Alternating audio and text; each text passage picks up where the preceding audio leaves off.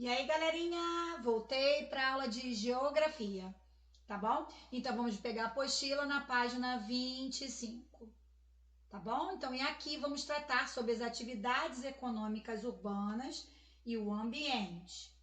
As paisagens urbanas, as paisagens da cidade, especialmente nas grandes cidades do Brasil e do mundo, ou seja, Rio de Janeiro, São Paulo, Nova York, né, as grandes cidades do mundo, apresentam maior ocorrência de impactos ambientais prejudiciais à natureza.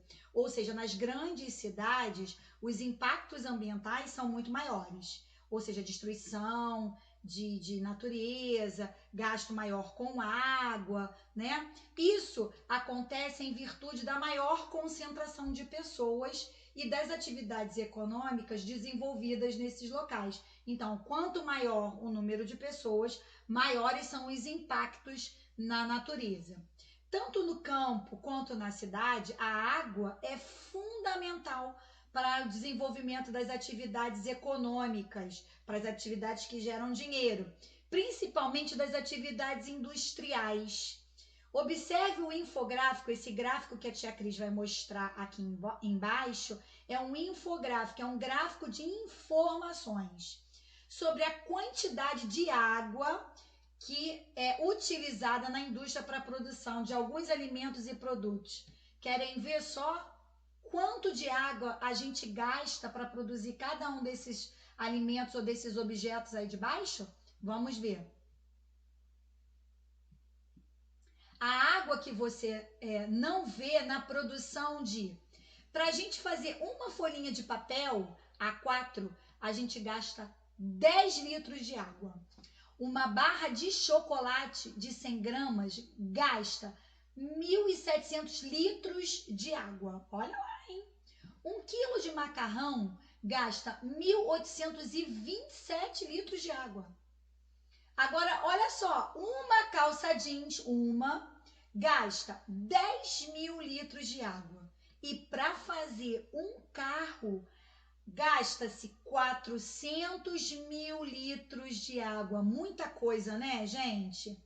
E como é que se chama esse gasto de água que a gente não vê? A água que a gente gasta lavando louça, né, dando descarga, tomando banho, a gente vê. Essa água que é gasta nas indústrias que a gente vê, que a gente não vê, como é que se chama? Vamos olhar lá. Você sabia que para consumirmos qualquer alimento ou produto, foram necessários muitos litros de água para a sua produção?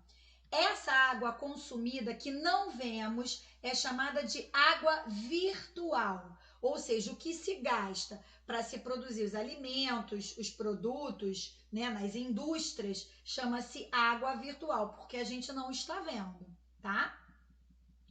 No processo industrial, muitos produtos químicos podem ser adicionados à água para obtenção do produto final, ou seja, alguns produtos precisam ser colocados junto com a água para se fazer aquele produto ali.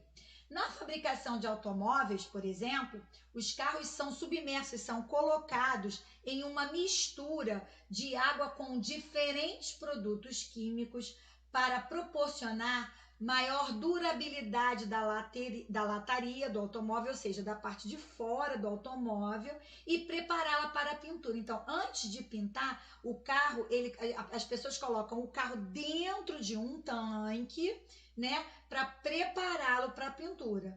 É uma água junto com produtos químicos. As águas provenientes desse processo são chamadas de resíduos industriais e são altamente poluentes. Então, depois que se tirou o carro, se colocou o produto químico na água e se tira o carro de dentro daquele tanque, o que sobra dessa água se chama resíduo industrial e elas poluem muito o ambiente. Então, elas são prejudiciais à natureza. Por isso, necessitam de tratamento adequado depois que se usa aquela água. Tem que se fazer um tratamento nessa água por parte das indústrias antes de voltarem para os rios, que passam pelo nosso espaço urbano do município. Então, antes dessa água voltar para o rio, ela tem todo um processo de limpeza dessa água. Entretanto, há indústrias que não tratam corretamente seus resíduos, ou seja, que não trata aquela água, despejando, ó, aqui, ó a cena aqui embaixo, ó, despejando-os clandestinamente escondido em rios, lagos e mares, o que causa um sério impacto ambiental. Aí, ó, mata os peixinhos, né, as plantas, né, que existem nos rios.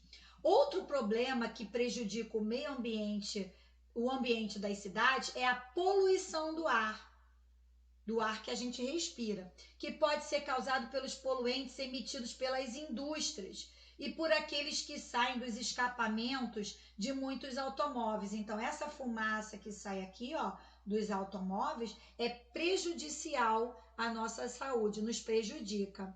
A poluição do ar também é conhecida como poluição atmosférica do nosso ar, que causa muitas doenças respiratórias e doenças de pele nos seres humanos. Além disso, ela é prejudicial a toda a flora e fauna local, certo? Vamos continuar? Você estudou que as cidades apresentam, olha lá, uma maior concentração de construções, como moradias, aqui casas, indústrias, estabelecimentos comerciais e de prestação de serviço. Aqui, ó, tá bem mostrando isso, como era a mata e como ela fica depois de construções de moradia. O mau uso e ocupação inadequada do solo, ou seja, a maneira como a gente utiliza a terra, ó, aqui, ó, principalmente em áreas de encosta, onde tem os morros, podem ocasionar prejuízos ao ambiente e, como consequência, as pessoas que vivem ou trabalham nessas áreas sofrem mais com isso. Olha aqui, ó. Nós temos essa imagem bem legal aqui. Aqui era como era a mata, como ela ficou depois da construção. Olha aqui embaixo, ó, perde todos os nutrientes do solo. Geralmente, o solo das encostas é protegido do impacto das chuvas pela vegetação. É a vegetação que não deixa a água, ó, penetrar em muita profundidade. O que acontece? Quando a gente tira essa mata daqui, o solo ele fica vulnerável. E aí, ó, acontecem deslizamentos, né, desabamentos, e aí a população que mora nessas áreas aqui são chamadas população de risco. Por quê? Porque não tem proteção, foi uma casa construída em cima da outra, não preservando o meio ambiente, não preservando a natureza, ok? Beijos e ó, fiquem com Deus.